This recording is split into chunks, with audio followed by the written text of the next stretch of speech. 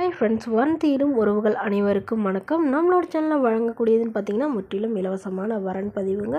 So இந்த பதிவில் கூட உங்களுக்கான வாழ்க்கை துணை அமையலாம். வீடியோவை ஸ்கிப் பண்ணாமல் பார்க்கணும். நம்மளோட சேனல் சப்ஸ்கிரைப் பண்ணிக்கோங்க. பெயர் அபிராமி, வயது 35 வயது ஆகுதுங்க.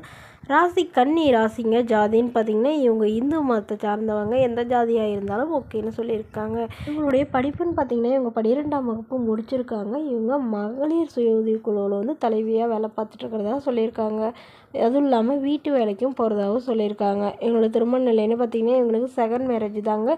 ஸோ வரக்கூடியவருக்கும் ஃபஸ்ட் மேரேஜாக இருந்தாலும் ஓகே, செகண்டாக இருந்தாலும் ஓகேன்னு சொல்லியிருக்காங்க. இவங்களுடைய முகவரின்னு பார்த்திங்கன்னா இவங்க கிருஷ்ணகிரியில் வசிச்சிட்ருக்காங்க. மணமகளுடைய வசதி நிலைன்னு பார்த்திங்கன்னா இவங்களுக்கு சொந்தமாக ஒரு வீடு மட்டும்தாங்க இருக்குது. மற்றபடி பெரிய வசதிலாம் எதுவும் இல்லைங்கிற மாதிரி சொல்லியிருக்காங்க. ஸோ மணமகளுடைய அப்பா இல்லைங்க, அம்மா மட்டும்தான். அம்மா வந்து இவங்க கூட தான் இருந்தாங்க. பட் இப்போ அவங்க அக்கா வீட்டுக்கு போயிட்டு தான் சொல்லியிருக்காங்க. அதாவது இவங்களுடைய அக்கா வீட்டுக்கு போயிட்டு தான் சொல்லியிருக்காங்க. ஸோ அங்கே 6 மாதம் இவங்கக்கிட்ட 6 மாதம் இருக்கிறதாகவும் சொல்லியிருக்காங்க. அதனால் இந்த சூழ்நிலையெல்லாம் ஏற்றுக்கிற மணமகனாக வேணும். மணமகன் கண்டிப்பாக ஓரளவு ஒரு நிரந்தரமான ஒரு வேலையில் இருக்கணும்னு சொல்லியிருக்காங்க. அதாவது ப்ரைவேட் கம்பெனியாக இருந்தாலும் ஓகே தாங்க, ஆனால் ஒரு நிரந்தரமான வேலையில் இருக்கணும்னு சொல்லியிருக்காங்க.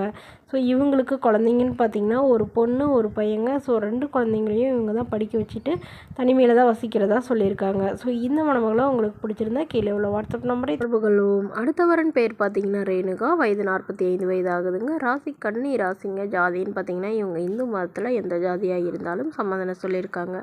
படிப்பு எம்இ முடிச்சிருக்காங்க. இவங்க ஓனாக பிஸ்னஸ் பண்ணிகிட்டு இருக்கிறதா சொல்லியிருக்காங்க. நல்ல ஒரு இன்கம் வரதா சொல்லியிருக்காங்க. இவங்களோட திருமண நிலையில பார்த்திங்கன்னா இவங்களுக்கு செகண்ட் மேரேஜ் தாங்க. ஸோ வரக்கூடியவருக்கு ஃபஸ்ட்டாக இருந்தாலும் ஓகே, செகண்டாக இருந்தாலும் ஓகேன்னு சொல்லியிருக்காங்க. இவங்களுடைய முகவரின்னு பார்த்திங்கன்னா ஒசூரில் வசிக்கிறாங்க. ஸோ இவங்க ஒரு நல்ல ஒரு வெல் செட்டில்டு ஃபேமிலிங்க, நல்ல ஒரு ரிச் ஃபேமிலின்னு சொல்லலாங்க. ஸோ அந்தளவுக்கு நல்ல ஒரு வசதியானவங்க. ஸோ இவங்களுக்கு திருமணமாகி குழந்தையே இல்லை அப்படிங்கிறதுனால இவங்க விவாகரத்து பண்ணிட்டு தான் சொல்லியிருக்காங்க. ஸோ இவங்களுக்கு அப்பா அம்மா வந்து இவங்களுக்கு உடல்நிலை சரியில்லாமல் இருக்காங்க. அப்பா அதில் தவறிட்டதாக சொல்லியிருக்காங்க. ஸோ அம்மா மட்டும்தான் இருக்கிறதுனால இவங்க இந்த பிஸ்னஸை கண்டினியூ பண்ணுறதாகவும் சொல்லியிருக்காங்க. இவங்களுக்கு உடன் பிறந்தவங்க ஒரு அண்ணாங்க. அவரெலாம் வந்து இவங்களை வந்து கண்டுக்கிறதே இல்லை அப்படின்னு சொல்லியிருக்காங்க. அவர் வந்து வெளிநாட்டில் இருக்கிறதா சொல்லியிருக்காங்க. ஸோ அதனால் இவங்களுடைய எதிர்பார்ப்புன்னு பார்த்திங்கன்னா மணமகன் தன்னை நல்லா புரிஞ்சுக்கிறவராக இருக்கணும். அதாவது எங்களுக்கு வந்து குழந்த பிறக்காதுங்க. ஸோ அதுக்கு தகுந்த மாதிரி நான் ஏதாவது ஒரு குழந்தைய தத்தெடுத்து வாழலாம்னு முடிவு பண்ணியிருக்கேன்.